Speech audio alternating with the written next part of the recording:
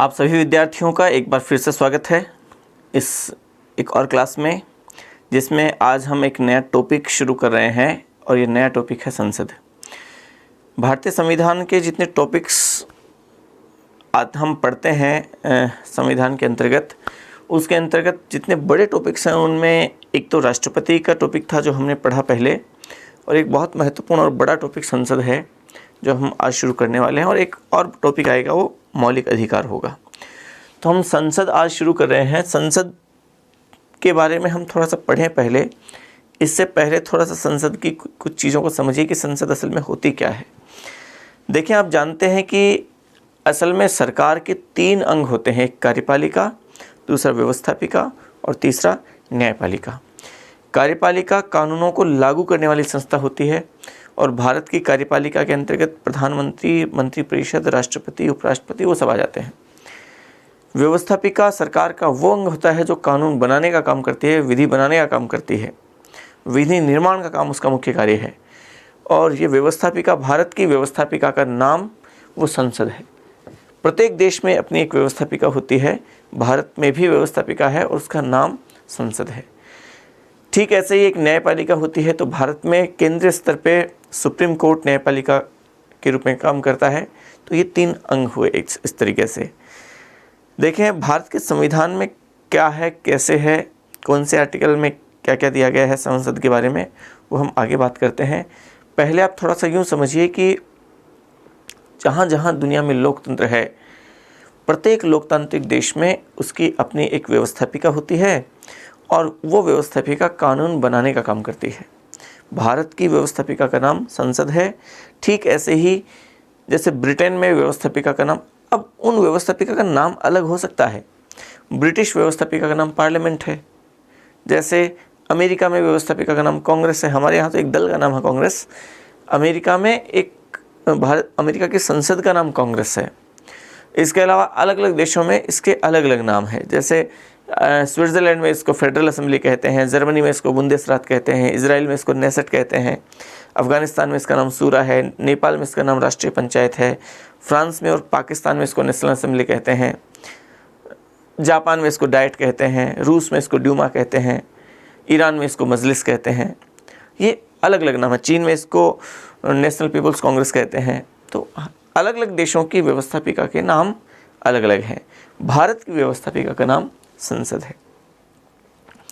देखें, एक बात और ध्यान रखें कि संरचना के आधार पर, बनावट के आधार पे संसद 2 प्रकार की हो सकती है। एक तो संसद ऐसी जिसमें केवल एक सदन हो, एक सदनीय व्यवस्थापिका, और दुनिया में बहुत कम देशों में एक सदनीय व्यवस्थापिका है, वहाँ की संसद में केवल एक ही सदन है। और इसके उदाहरण अगर हम मोटे तौर पे बड़े उदाहरण की बात करें तो एक तो चीन की नेशनल पीपल्स कांग्रेस एक सदनीय है, उसमें केवल एक ही सदन है। और एक इजराइल की नेसेट, वो भी एक सदनीय व्यवस्थापिका है। चीन की जो नेशनल पीपल्स कांग्रेस है वो तो दुनिया की सबसे बड़ी संसद मानी जाती है। सबसे बड़ी का सेंस संख्या के सेंस में है, वो लगभग 3000 सदस्य उसमें है, तो वो सबसे बड़ी संसद के रूप में उसे जाना जाता है। अगर हम संरचना के आधार पर संसद का दूसरा प्रकार की बात करें तो दूसरा प्रकार होता है इसका द्विसदनीय व्यवस्थापिका, मतलब ऐसी संसद, ऐसी व्यवस्थापिका जिसके 2 सदन होते हों। और दुनिया में अधिकांशतः देशों में संसद द्विसदनीय प्रारूप की ही होती है, उसमें 2 सदन ही पाए जाते हैं लगभग देशों में। भारत में भी 2 सदन हैं, अमेरिका में भी 2 सदन हैं, इंग्लैंड में भी 2 सदन हैं, जापान, स्विट्ज़रलैंड, लगभग सभी देशों में द्विसदनीय व्यवस्थापिका पाई जाती है। जैसे अमेरिका की जो संसद, इसका नाम कांग्रेस है, उसके 2 सदन है, house of lords, house of representative और कांग्रेस सीनेट। ठीक ऐसे ही ब्रिटेन में 2 सदन है पार्लियामेंट के, एक हाउस ऑफ कॉमन्स और एक हाउस ऑफ लॉर्ड्स। ठीक ऐसे ही भारत में भी संसद के 2 सदन है, एक लोकसभा, दूसरा राज्यसभा। वैसे पहले राज्यसभा का नाम लेना चाहिए, पहले राज्यसभा फिर लोकसभा, क्योंकि संविधान में जो शुरुआत सबसे पहले सदन की बात की गई वो पहले सदन का नाम राज्यसभा है। वैसे प्रथम सदन लोकसभा है, द्वितीय सदन राज्यसभा है, निम्न सदन लोकसभा है, उच्च सदन राज्यसभा है। लेकिन पहले जिक्र जिसका किया गया, हम बात करेंगे आर्टिकल्स में भी, पहले राज्यसभा का नाम है, फिर लोकसभा का नाम है। चलिए हम थोड़ा सा आगे बढ़ते हैं, थोड़ी सी बात करते हैं भारत के संविधान के संबंध में। हम जो भी चीज़ें पढ़ेंगे संविधान के परिदृश्य में पढ़ेंगे, संविधान को नज़र में रखते हुए पढ़ेंगे, आर्टिकल्स को नज़र में रखते हुए पढ़ेंगे। तो संसद का एड्रेस कहाँ है संविधान में? तो आप जानते हैं संविधान में कौन सा भाग? भाग 5 में। और भाग 5 तो बड़ा है बहुत, जिसमें पूरी की पूरी केंद्र सरकार का जिक्र है। और इसका वर्णन तो कहाँ से कहाँ तक है? आर्टिकल 52 से लेकर 151 तक है, बड़ा विस्तार से है। लेकिन इस भाग 5 का एक अध्याय है, अध्याय नंबर 2। और अध्याय नंबर 2 का जो शीर्षक है वो व्यवस्थापिका है, संसद है। उसमें संसद दी गई है और उस संसद का जिक्र जो है, पहले अध्याय को तो हमने पहले पढ़ा था राष्ट्रपति में। पहला अध्याय कार्यपालिका 52 से 78 और दूसरा अध्याय है वो है अनुच्छेद 79 से और 122, अनुच्छेद 79 से अनुच्छेद 122 तक संसद का जिक्र किया गया है। ठीक है, तो ये इसका एक तरीके से एड्रेस है। इसमें पूरे इन आर्टिकल्स में संपूर्ण रूप से बताया गया है कि संसद किस तरीके से, कितने सदन होंगे, कौन कौन से सदन होंगे, किस तरीके से उनकी संरचना होगी, सदस्यों की योग्यताएं क्या होंगी, उनका कार्यकाल कितना होगा, किस तरीके से उनकी बैठकें कैसे होगी, उनके अध्यक्ष उपाध्यक्ष कौन कैसे क्या होंगे, कानून कैसे बनेंगे, कितने प्रकार के विधेयक होंगे, उसकी प्रोसेस क्या होगी, सदस्यों के अधिकार क्या होंगे, उनके वेतन क्या होंगे, उनकी शपथ कैसे ली जाएगी, सारी की सारी बातें वो इन आर्टिकल्स में, आर्टिकल 79 से लेकर 122 सब कुछ दिया गया है। और हम जो पढ़ेंगे अब वो इसी अध्याय को कंप्लीटली पढ़ेंगे, वो हम आगे पढ़ने वाले हैं। तो एक बार आप पहले संसद हेडिंग पे टॉपिक हेडिंग डालिए और इसको ऐसे कैसे लिख लीजिए, वीडियो पॉज करके। ठीक है, देखें एक बात और यहाँ पे आप समझ लीजिए कि भारत में संसदीय शासन प्रणाली अपनाई गई है। ब्रिटेन से हम प्रभावित हुए, संसदीय शासन प्रणाली हमने अपनाई। लेकिन भारत की संसद वो असल में, भारत की संसद में भी 2 सदन है, ब्रिटेन की संसद में भी 2 सदन है, अमेरिका की संसद में भी 2 सदन है। लेकिन भारत में जो द्विसदनीय विधानमंडल वो हमने यहाँ जो अपनाया, तो हम कहाँ से प्रभावित हुए? अमेरिका से प्रभावित हुए या ब्रिटेन से प्रभावित हुए? तो यहाँ थोड़ा सा खास बात ध्यान रखें आप, यहाँ हम असल में प्रभावित हुए ब्रिटेन के संविधान से। भारत की द्विसदनीय विधानमंडल अमेरिका से नहीं बल्कि ब्रिटिश विधानमंडल से प्रभावित है। कैसे है वो समझना आप। देखें ब्रिटेन में 2 सदन हैं, ब्रिटेन में 2 सदन है संसद के। वहाँ की संसद का नाम पार्लियामेंट है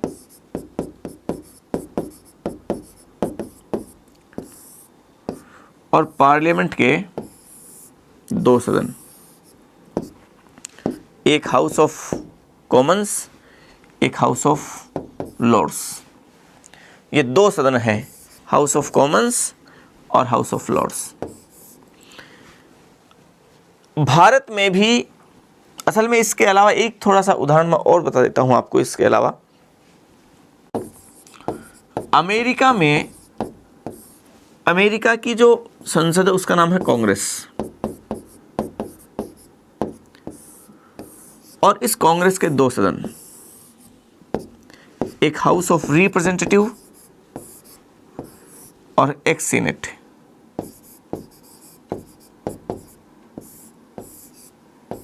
दो सदन, ध्यान से समझना ये बात। भारत की व्यवस्थापिका के भी 2 सदन हैं। भारत में आप जानते हैं संसद है,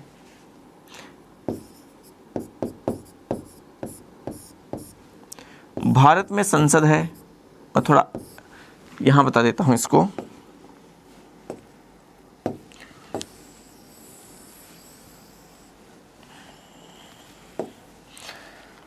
भारत में संसद है और संसद के 2 सदन, एक लोकसभा और दूसरा राज्यसभा। तो मैं ये बताना चाह रहा हूं कि द्विसदनीय विधानमंडल तो अमेरिका में भी है, ब्रिटेन में भी है, लेकिन हम ब्रिटेन से प्रभावित हुए हैं, अमेरिका से नहीं हुए हैं, क्योंकि दोनों सदनों की जो स्थिति है भारत में ब्रिटेन के संविधान से मेल खाती है, क्योंकि ब्रिटेन में हाउस ऑफ कॉमन्स ज़्यादा पावरफुल है। अमेरिका में सीनेट ज़्यादा पावरफुल है। मतलब यहाँ निम्न सदन ये है, यहाँ निम्न सदन ये है, भारत में निम्न सदन लोकसभा है। तो यहाँ पहला सदन, ये पहला सदन, ये पहला सदन, ये दूसरा सदन, ये दूसरा सदन, ये दूसरा सदन।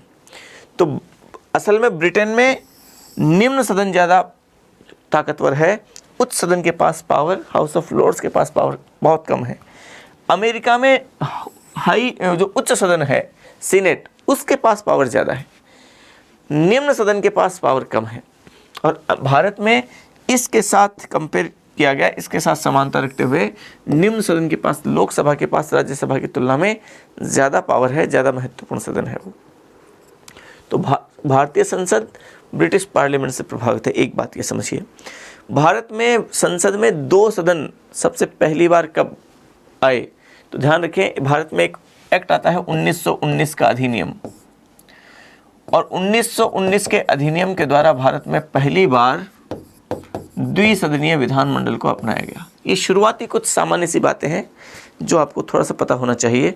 तो आप ये लिख भी सकते हैं, लिख लीजिए आप, पहला वो लिख लिया होगा आपने, उसके बाद आगे लिखें। भारत में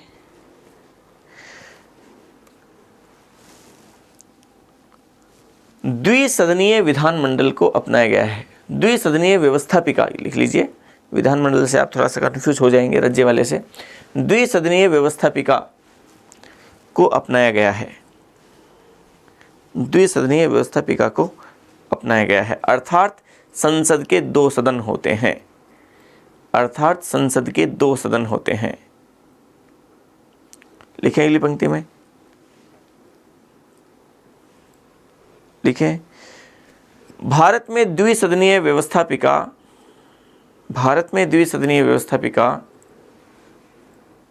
सर्वप्रथम 1919 के अधिनियम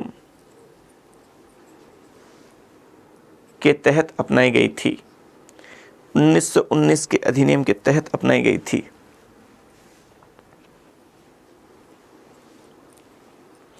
लिखें, भारतीय संसद में दोनों सदनों की स्थिति,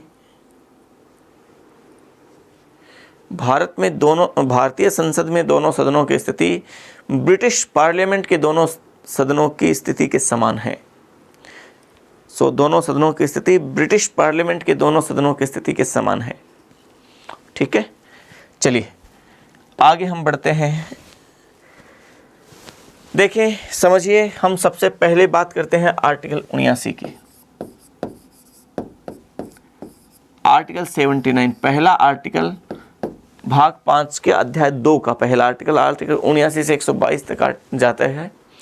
आर्टिकल 79 एक बात कहता है कि संघ के लिए एक संसद होगी, संघ मतलब केंद्र सरकार, कि संघ के लिए एक संसद होगी जो राष्ट्रपति तथा 2 सदनों से मिलकर बनेगी। संघ के लिए एक संसद होगी जो किस किस से मिलकर बनेगी? राष्ट्रपति तथा 2 सदनों से मिलकर बनेगी, जिनके नाम राज्यसभा और लोकसभा होंगे।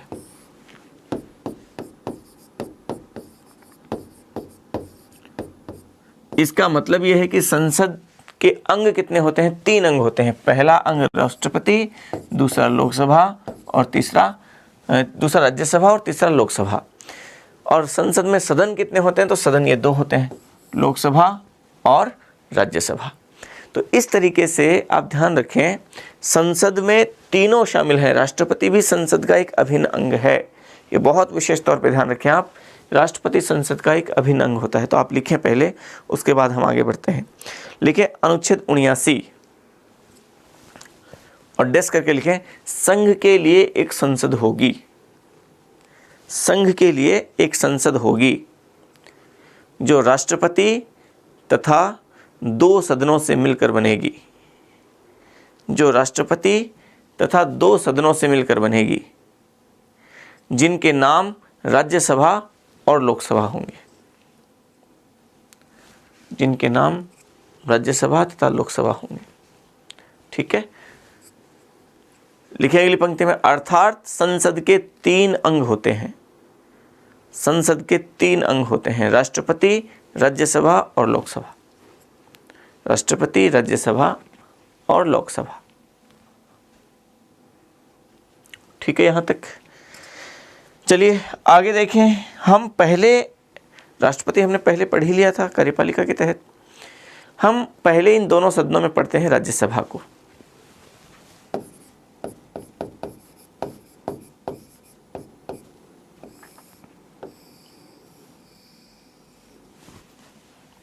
देखिए इसको, असल में राज्यसभा कौन सा सदन है, तो राज्यसभा के बारे में एक तो बात ध्यान रखें कि राज्यसभा असल में उच्च सदन है,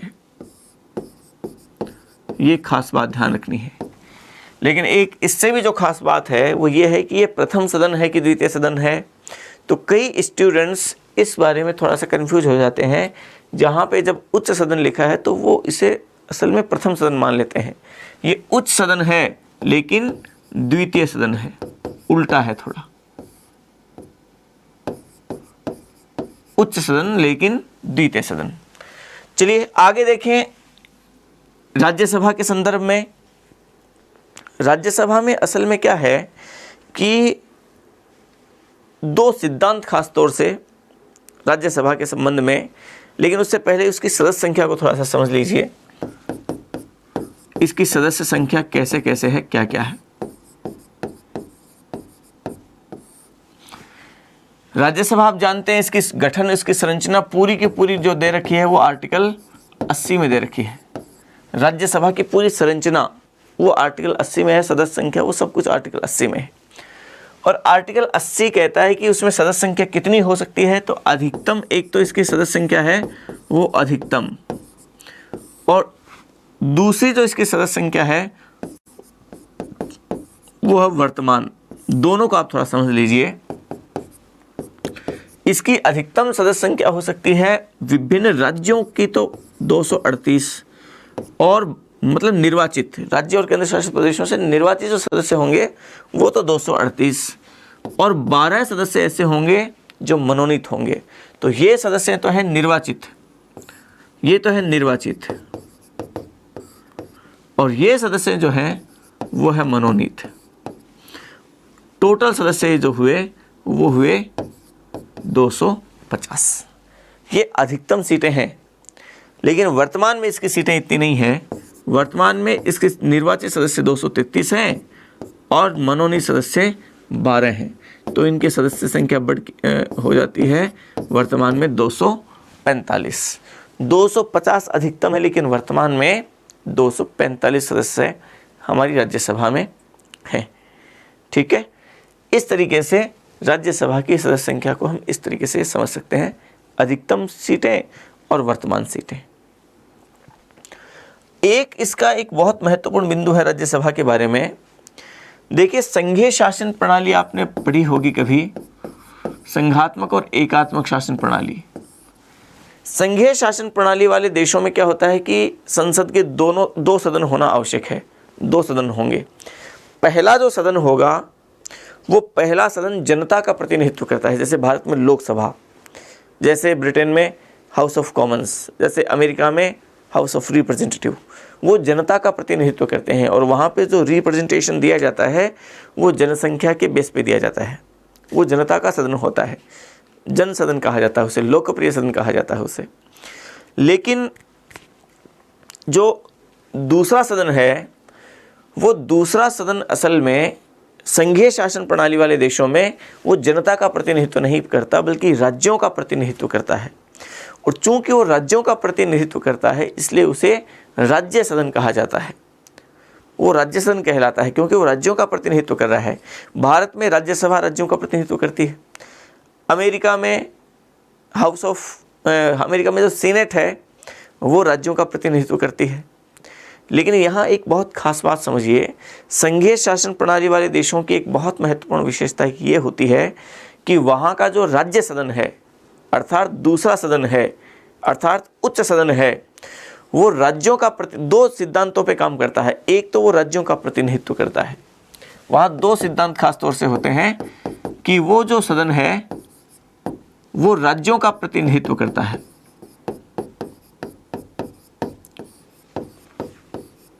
अर्थात उच्च सदन राज्य सदन होता है, ये समझिए आप। सीधे तौर पे अगर देखें तो उच्च सदन होता है वो राज्य सदन होता है, मतलब राज्यों का प्रतिनिधित्व करता है। अमेरिका में भी वो राज्यों का प्रतिनिधित्व करता है, जैसे सीनेट। भारत में भी राज्यसभा राज्यों का प्रतिनिधित्व करता है। तो भारत में राज्यसभा वो संघीय शासन प्रणाली वाले देशों की इस पहले सिद्धांत के अनुकूल है, उसको फॉलो करता है कि भारत में भी राज्यसभा राज्यों का प्रतिनिधित्व करता है। जैसे राजस्थान से 10 सीटें हैं, 10 सदस्य हैं, जैसे गुजरात से 11 हैं, तो वो राज्यों का प्रतिनिधित्व है, वहाँ पे जनता का प्रतिनिधित्व नहीं है। लेकिन दूसरा एक सिद्धांत और होता है, और वो होता है कि ये जो प्रतिनिधित्व होता है राज्यों का, वो प्रतिनिधित्व समान होता है, समानता के आधार पर दिया जाता है सब राज्यों को। क्योंकि केंद्र के लिए पूरे देश में राज्य चाहे छोटा हो चाहे बड़ा हो, क्षेत्रफल के आधार पर या जनसंख्या के बेस पे, सभी राज्य असल में बराबर होते हैं, समान होते हैं।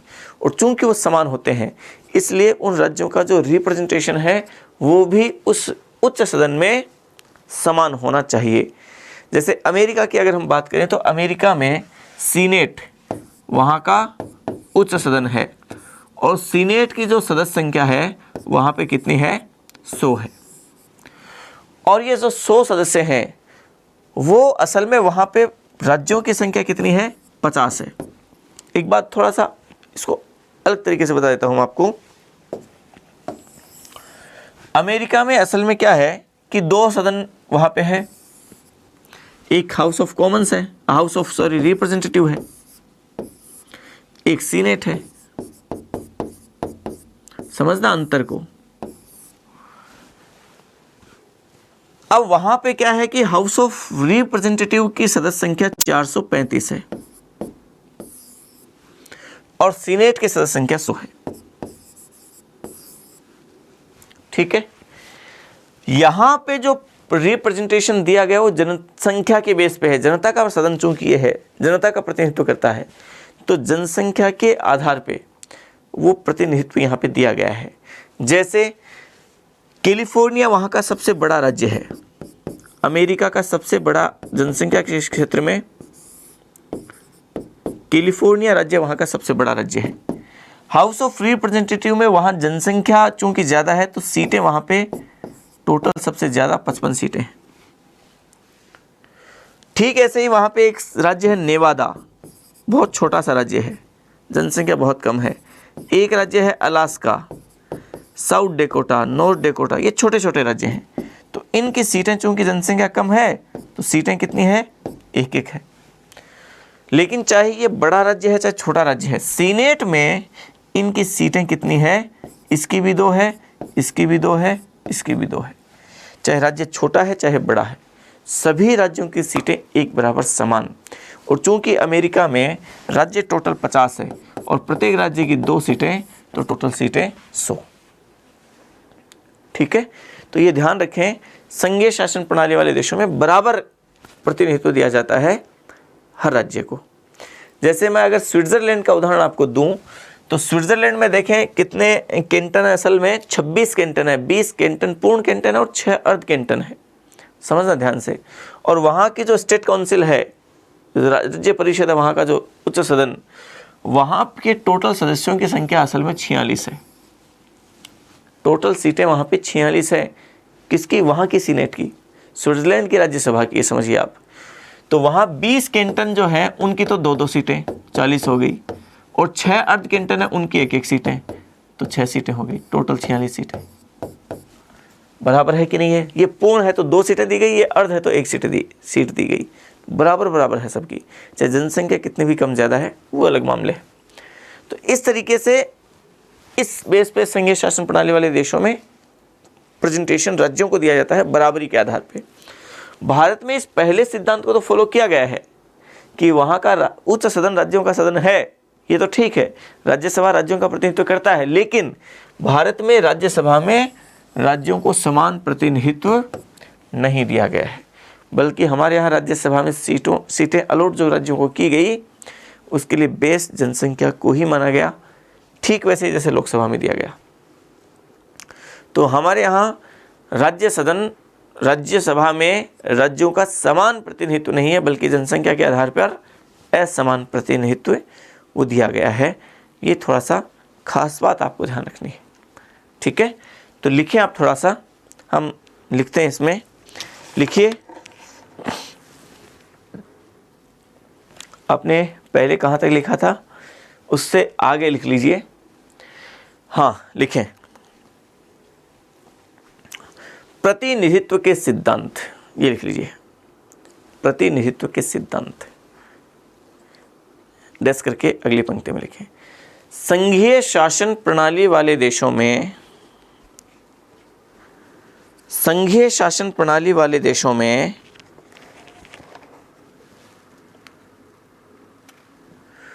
व्यवस्थापिका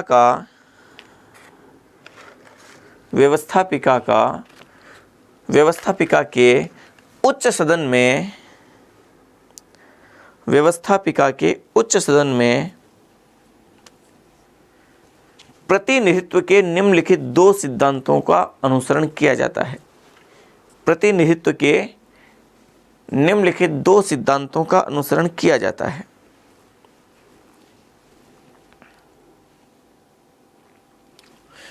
पहला लिखें, उच्च सदन का राज्य सदन होना। इसका यही मतलब है सेम, लेकिन थोड़ा सा वो लिख लीजिए, उच्च सदन का राज्य सदन होना, उच्च सदन का राज्य सदन होना। लिखें इसमें डैश करके। संघीय प्रणाली वाले देशों में, संघीय प्रणाली वाले देशों में निम्न सदन जनता का प्रतिनिधित्व करता है, निम्न सदन जनता का प्रतिनिधित्व करता है, जबकि उच्च सदन राज्यों का प्रतिनिधित्व करता है। उच्च सदन राज्यों का प्रतिनिधित्व करता है। भारत में भी राज्यसभा, भारत में भी राज्यसभा राज्यों का प्रतिनिधित्व करती है। भारत में भी राज्यसभा राज्यों का प्रतिनिधित्व करती है। फिर लिखें दूसरा, और वो लिखें राज्यों का समान प्रतिनिधित्व, राज्यों को समान प्रतिनिधित्व। लिखें डैश करके इसमें। संघीय प्रणाली वाले देशों में उच्च सदन में राज्यों को समानता के आधार पर प्रतिनिधित्व दिया जाता है।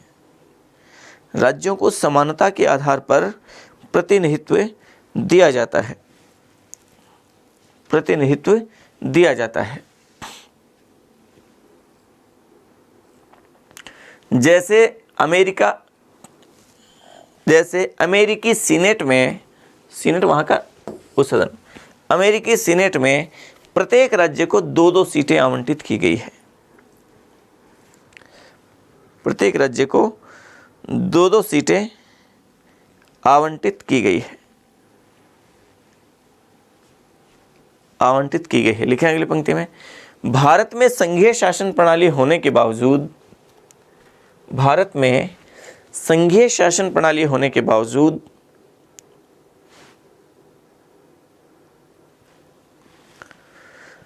राज्यसभा में राज्यों को समान सीटें आवंटित नहीं की गई है। राज्यों को समान सीटें, समानता के आधार पर सीटें आवंटित नहीं की गई है, बल्कि यहाँ सीटों का आवंटन जनसंख्या के आधार पर किया गया है। यहाँ सीटों का आवंटन जनसंख्या के आधार पर किया गया है, जनसंख्या के आधार पर किया गया है। सीटों का आवंटन जनसंख्या के आधार पर किया गया है। और कैसे किया गया समझना, इसके लिए जो एक नियम बनाया गया वो ये किया गया कि किसी राज्य की यदि 50 लाख तक की जनसंख्या है, समझना आप, यदि 50 लाख तक की जनसंख्या है तो 50 लाख तक की जनसंख्या में प्रति 10 लाख की जनसंख्या पर, प्रति 10 लाख की जनसंख्या पर कितने सदस्य होगा? 1 सदस्य। ठीक है। जैसे मान लीजिए 30 लाख कहीं की जनसंख्या है तो 3 सदस्य हो जाएंगे, 40 लाख है तो 4 हो जाएंगे, 50 लाख है तो 5 हो जाएंगे। लेकिन यदि किसी राज्य की जनसंख्या है 50 लाख से ज़्यादा, तो ऐसी स्थिति में 50 लाख से ऊपर की अतिरिक्त प्रति 20 लाख की जनसंख्या पर क्या हो जाएगा, एक सदस्य हो जाएगा। समझना आप, 50 लाख तक की जनसंख्या पर तो प्रति 10 लाख पर एक, 10 पे 1, 20 पे 2, 30 पे 3, 40 पे 4, 50 पे 5। लेकिन 50 लाख से ऊपर यदि किसी राज्य की जनसंख्या है तो ऊपर के प्रति 20 लाख पर एक सदस्य। जैसे 70 लाख यदि किसी राज्य की जनसंख्या है तो वहाँ सदस्य 50 लाख पे तो 5 हो जाएंगे, फिर 70 मतलब 20 ऊपर हुए तो 20 पर 1 तो 70 पे 6 हो जाएंगे, 90 पे 7 हो जाएंगे। ठीक है, इस तरीके से ऊपर के प्रति 20 लाख पर एक सदस्य।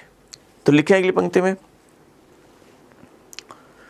तो अगली पंक्ति में आपने इसका मतलब आपने पहले देखा ना कि भारत में राज्यसभा में पहले सिद्धांत का तो फॉलो किया गया, दूसरे सिद्धांत को फॉलो नहीं किया गया था, जो अभी 2 सिद्धांत हमने लिखे थे। एक पंक्ति छोड़ के लिखें राज्यसभा में किसी राज्य की 50 लाख तक की जनसंख्या पर, 50 लाख तक की जनसंख्या पर प्रति 10 लाख की जनसंख्या पर एक सदस्य का प्रावधान किया गया है। प्रति 10 लाख की जनसंख्या, 50 लाख की जनसंख्या तक, 50 लाख की जनसंख्या तक प्रति 10 लाख की जनसंख्या पर एक सदस्य का प्रावधान किया गया है। तथा 50 लाख से अधिक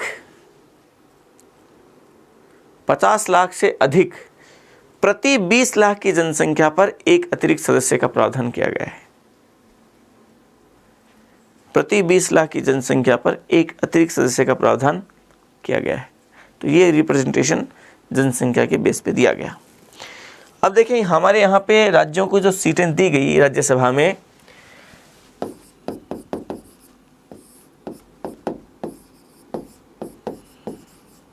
वो कहाँ है, इसका वर्णन जो दिया गया वो दिया गया है 4थी अनुसूची में। 4थी अनुसूची में इसका प्रावधान किया गया है। और 4थी अनुसूची में कौन कौन से राज्य की कितनी कितनी सीटें हैं वो सारी दी गई है। इस राज्य की इतनी सीटें हैं, इस राज्य की इतनी सीटें हैं, सब राज्यों की दी गई। तो हम थोड़ा सा, आपको हो सकता है अब तक ये राज्यसभा की सीटें याद नहीं हुई होंगी, हम कोशिश करेंगे अब कि राज्यसभा की सीटें आपको याद हो जाए। राज्यसभा की सीटें याद करना बहुत आसान सा है, आप ज़्यादा से कम की ओर बढ़ें। देखिए सबसे ज़्यादा सीटें 31, आप अंक याद कर लीजिए, राज्य अपने आप याद रह जाएगा। और आप जानते हैं 31 सीटें उसी राज्य की होगी जिसकी जनसंख्या सबसे ज़्यादा है। और सबसे ज़्यादा जनसंख्या कहाँ की है, 31 सीटें, और 31 सीटें कहाँ की, उत्तर प्रदेश। ठीक है, 31 के बाद में सीधे आ जाइए 19 पे, एक बड़ा गैप है। 31 के बाद सीधे 19, बड़ा गैप, 12 का गैप। और ये है महाराष्ट्र, जनसंख्या की दृष्टि से दूसरा बड़ा राज्य। फिर 18 आ जाइए 19 के बाद में, और 18 सीटें हैं तमिलनाडु। 18 के बाद में 2 राज्य हैं जिनकी सीटें 16-16 हैं। तो 16-16 सीटें, एक तो है किसकी, एक तो है बंगाल की, पश्चिम बंगाल।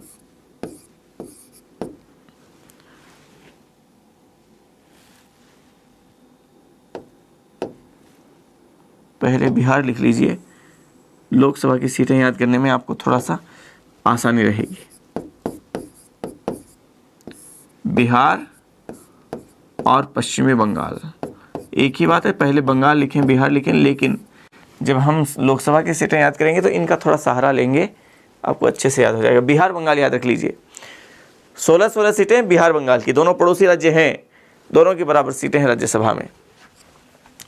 तो देखें आप कैसे याद करेंगे, 31 के बाद में 19 के बाद में 18 के बाद में 16 टॉप के राज्यों की तो याद रहनी ही चाहिए, क्योंकि अक्सर यही परीक्षा में पूछे जाते हैं। और परीक्षा में ऐसे नहीं पूछते उस राज्य की सीटें कितनी राज्यसभा में, पूछेंगे ऐसे 4 राज्य दे दिए, सीटें 4 दे दी, इनको मिलाइए, आप मिलान कीजिए, तो वो सम्मिलित करने वाला प्रश्न आता है, तो आप उसमें आराम से याद कर लीजिए इसको। 16 सीटों के बाद अगला राज्य 16 के बाद सीधे आपको 12 पे आना है, और 12 सीटें किसकी है, वो है कर्नाटक की। फिर 11 सीटें, मतलब एक से अधिक राज्यों की है, और 11 सीटें हैं आंध्र प्रदेश,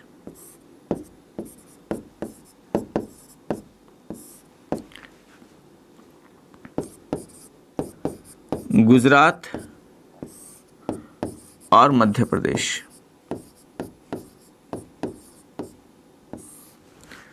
आप इसको, अब आपके थोड़ी सी दिक्कत आ रही है कि तीनों याद कैसे रहें, तो आप आगम याद रख लीजिए। जैन ग्रंथ है ना आगम, जैनियों के ग्रंथ, पवित्र ग्रंथ आगम कहलाते हैं। आंध्र प्रदेश, गुजरात और मध्य प्रदेश। यहाँ महाराष्ट्र याद नहीं रखना, ध्यान रखना, महाराष्ट्र तो 19 पे पहले आ गया। ये क्या हो जाएगा, मध्य प्रदेश। आगम आराम से याद रह जाएगा, अब कोई इशू नहीं है, अब कोई समस्या नहीं है। 31 पे उत्तर प्रदेश, 19 पे महाराष्ट्र, 18 पे तमिलनाडु। आपको पहले तो ये करना है 31, 19, 18, 16, 16, 12, 11, ये ध्यान रखना है। 31 पे फिर जम्मू कश्मीर, वो जो उत्तर प्रदेश, 19 पे महाराष्ट्र, 18 पे तमिलनाडु, 16, 16 पे बिहार बंगाल, फिर 12 पे कर्नाटक और 11, 11 पे आगम, आंध्र प्रदेश, गुजरात और मध्य प्रदेश।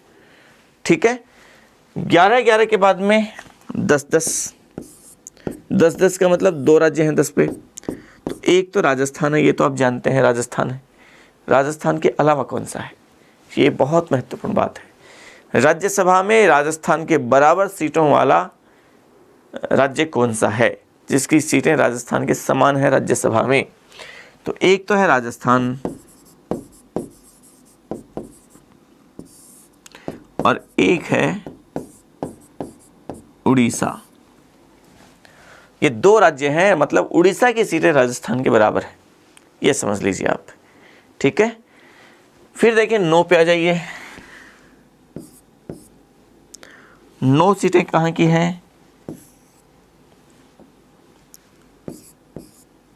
9 सीटें हैं केरल की।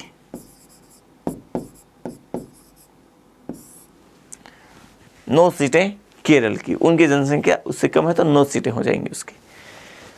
9 के बाद देखें सीधे आप 7 पे आइए। मैं आगे वाला पेज ले आता हूँ, इसको आप पहले पॉज कीजिए और लिख सकते हैं, और अगर नहीं लिखे हैं तो आप ऐसा भी कर सकते हैं कि इसमें सारे राज्यों को एक बार याद कर लीजिए, फिर बगैर देखे लिखने की कोशिश कीजिए, वरना ये तो लिखा हुआ है ही, इसको तो आप पॉज करके बाद में भी लिख सकते हैं, वापस से वीडियो को रिवर्ट करके। एक बार आप पहले देखिए ना, लिखना मत, फिर आप रफ कॉपी लेके वहाँ ट्राई कीजिए पहले एक बार कि मैं सही लिखता हूँ कि नहीं लिखता हूँ, और आप पाएंगे कि एकदम सही लिख देंगे आप, कोई इशू नहीं है उसमें, कोई दिक्कत नहीं है। देखिए 9 के बाद में 7 सीटें, और 7 सीटें 3 राज्यों की है। किस किस की है वो राज्य हैं, एक तो पंजाब, एक असम और एक तेलंगाना। कैसे याद रहेगा, तो मनमोहन सिंह के नाम से याद रख लीजिए। मनमोहन सिंह पंजाब के रहने वाले थे, असम से राज्यसभा के सदस्य हुआ करते थे। हालांकि आजकल वो राजस्थान से हैं, लेकिन जिस समय वो प्रधानमंत्री थे वो असम से राज्यसभा के सदस्य हुआ करते थे।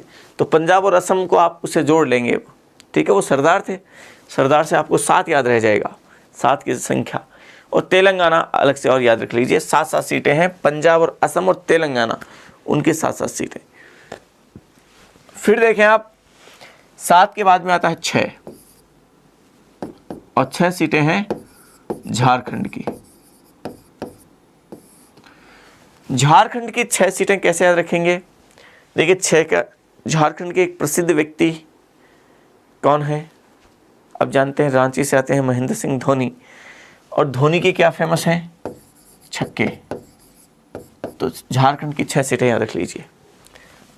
ये थोड़ा सा याद रह जाएगा अब आपको, झारखंड के प्रसिद्ध व्यक्ति धोनी है और धोनी के प्रशिक्षक के हैं। 6 सीटें। 5-5 सीटें, तो 5-5 सीटें हैं किसकी? एक तो हरियाणा की और एक छत्तीसगढ़ की। ये ध्यान रखना है, छत्तीसगढ़ की 6 सीटें नहीं है। आप में से कई लोग गड़बड़ कर सकते हैं। 6 सीटें तो धोनी वाले झारखंड की है। हरियाणा और छत्तीसगढ़ की 5-5 सीटें हैं, ठीक है। फिर 4 सीटें हैं जम्मू कश्मीर की।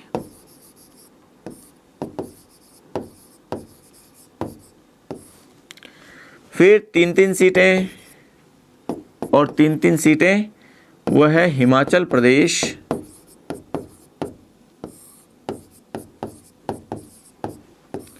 उत्तराखंड और दिल्ली। अब ये कैसे याद रहेगा?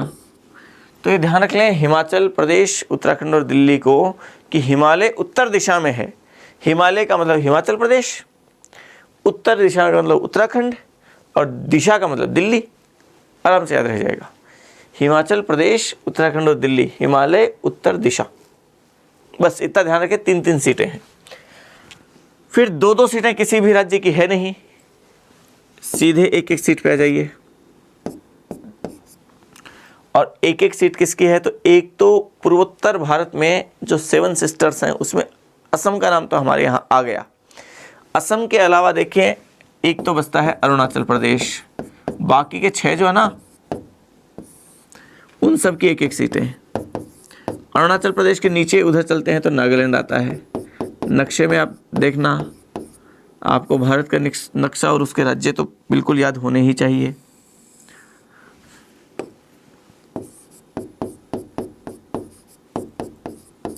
नागालैंड के नीचे क्या है? नागालैंड के नीचे है मणिपुर,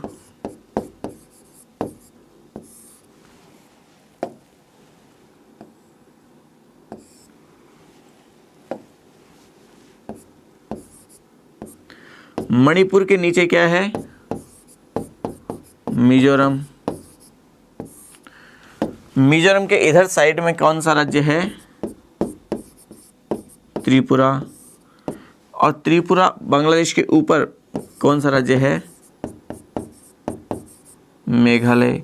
1, 2, 3, 4, 5 और 6 7 सिस्टर्स में से असम की 7 सीटें पहले थी, वो हमने बात कर ली। ये 6 राज्य और बचे, 6 तो ये। फिर एक बचा सिक्किम, 7। एक बचा गोवा, 8। और फिर एक केंद्र शासित प्रदेश पुदुचेरी, जिसे पांडिचेरी कहा करते थे पहले, 2006 से इसका नाम चेंज हुआ पुदुचेरी। तो 9 राज्य ये बचे हैं। पुदुचेरी को भी यहाँ राज्य के रूप में मैं बता रहा हूँ। 9 एक तरीके से ये समझ लीजिए 9 हैं। 9 सीटें ये हैं इनकी, 1-1 सीटें। तो इस तरीके से देखिए कितने हुए? 2 तो केंद्र शासित प्रदेश दिल्ली और पुदुचेरी को यहाँ पे प्रतिनिधित्व प्राप्त है राज्यसभा में, और को तो है ही नहीं ना। और 29 राज्य, आजकल जम्मू कश्मीर भी केंद्र शासित प्रदेश हो गया, तो टोटल मिला के 31 हुआ ना। तो 31 में देखिए 9 तो ये हुए, 1, 2, 3, 4, 5, 6, 7, 8, 9 तो ये। फिर 10, 11 और 12, 13, 14, 15, 16, 17, 18, 19, 20, 21, 22, 23, 24, 25, 26, 27, 28, 29, 30 और 31। ये 31 राज्यों की सीटें राज्यसभा में इस तरीके से है। तो देखें आप इसको यूँ समझिए। अब अगर मान लीजिए आपसे इस बात को पूछा जाए, मैं आपसे पूछता हूँ कि आपको क्या करना है कि ऊपर से नीचे के क्रम में बताना है, राज्यों का नाम नहीं लेना है, केवल संख्या। तो सबसे ऊपर संख्या कौन सी? 31।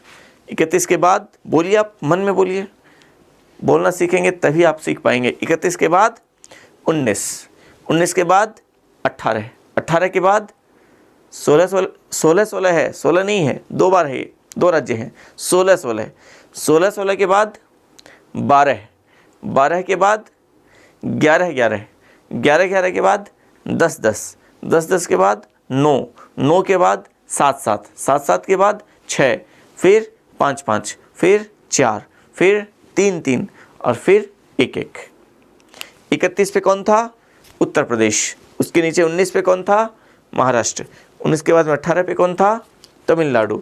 फिर बाद में 16 पे 2 राज्य थे। कौन कौन से? पड़ोसी राज्य थे दोनों, बिहार और बंगाल, पश्चिम बंगाल।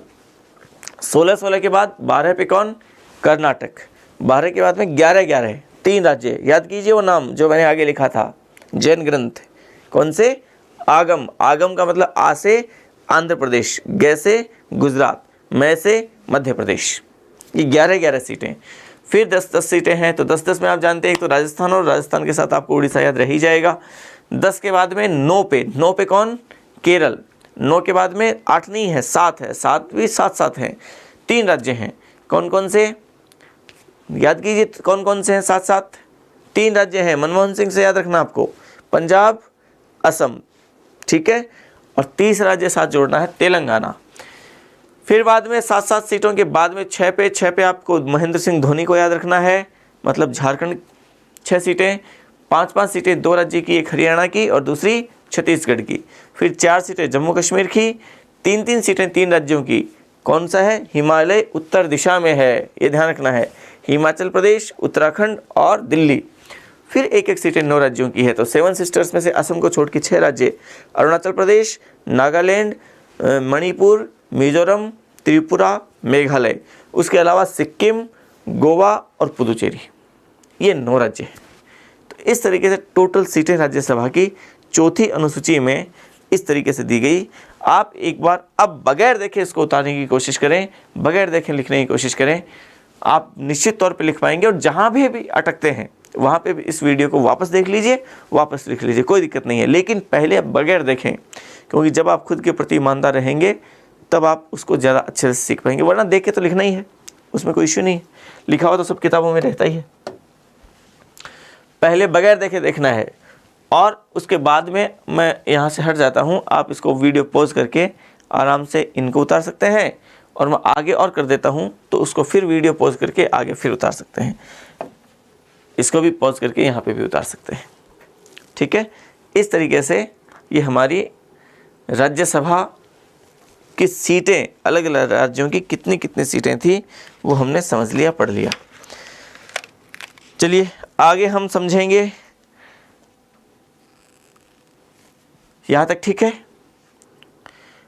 तो आगे की क्लास में हम, क्योंकि चुनाव संबंधी मामले हैं तो वो आगे की क्लास में देखते हैं। तो अगली क्लास में फिर से आपसे मिलता हूँ।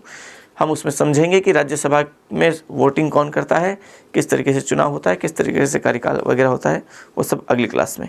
तब तक के लिए आप सभी अच्छे से तैयारी करते रहें, बहुत बढ़िया तरीके से पढ़ते रहें, ये उम्मीद मैं करता हूँ। अगली क्लास में फिर मिलते हैं। धन्यवाद।